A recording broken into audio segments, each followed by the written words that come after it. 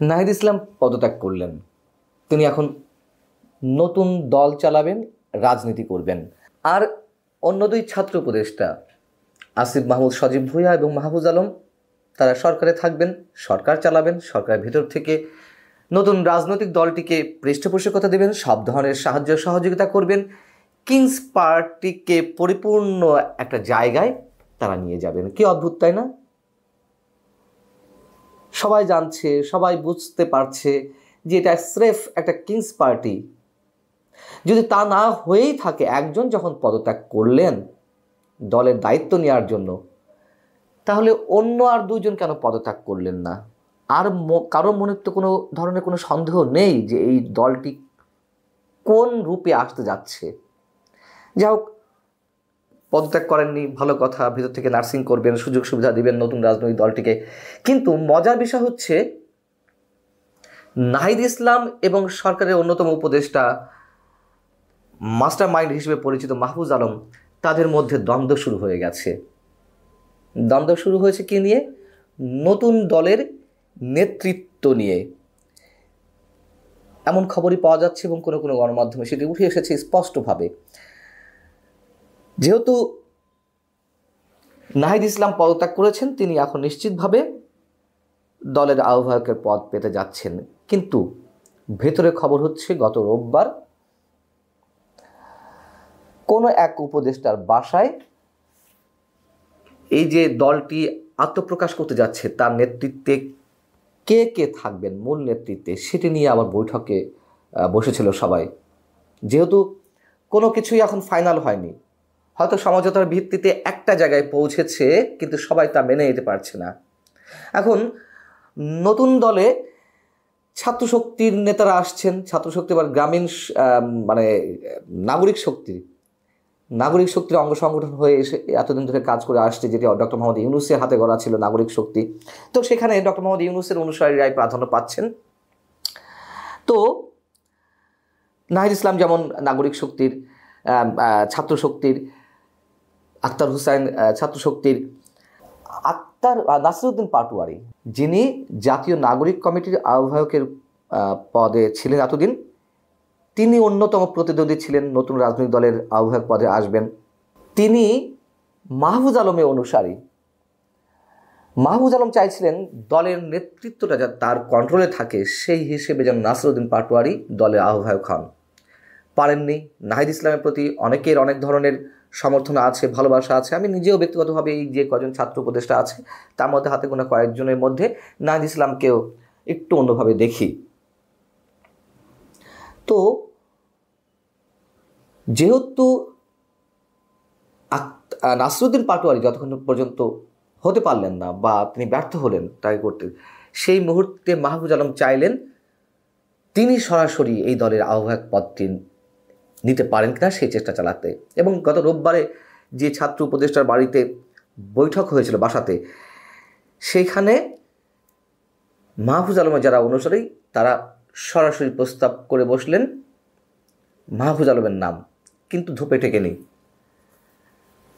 নাহিদ ইসলামকেই অধিকাংশ মেনে নিয়েছেন এবং সেভাবে আছেন।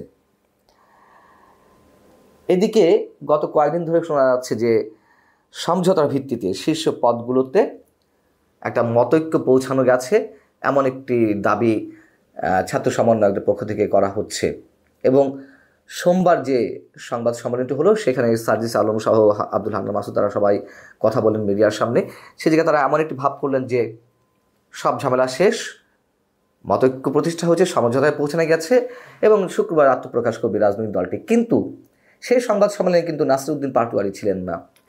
সেই সংবাদ সম্মেলনে সদস্য সচিব পদের অন্যতম দাবিদার আলী আহসান জুনায়েদ, যিনি শিবিরে ঢাকা বিশ্ববিদ্যালয় শাখার সভাপতি, তিনি ছিলেন না।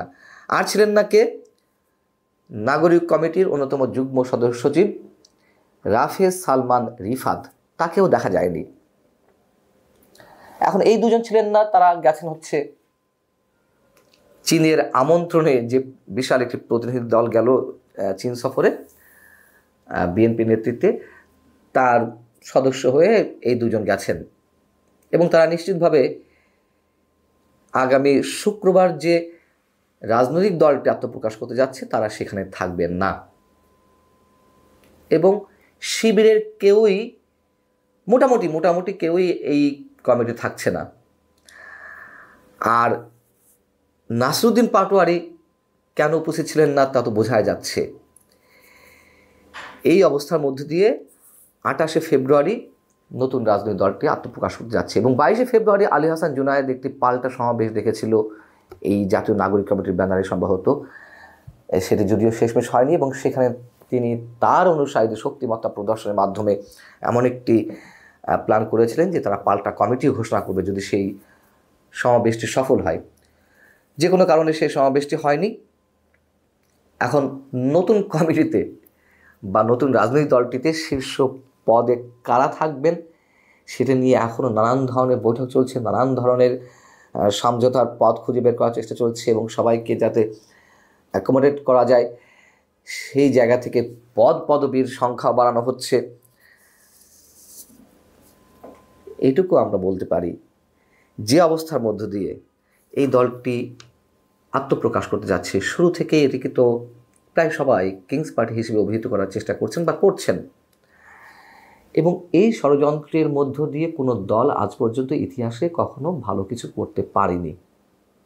আমরা চাই এবং চাচ্ছিলাম যে ছাত্রদের নেতৃত্বে একটা রাজনৈতিক দল আসুক, সবাই আমরা স্বাগত জানাতাম, কিন্তু মানুষের সেই আশা প্রত্যাশায় তারা যেভাবে বুড়ো আঙুল দেখিয়েছে, আমি বুড়ো আঙুল শব্দটাই উচ্চারণ করছি,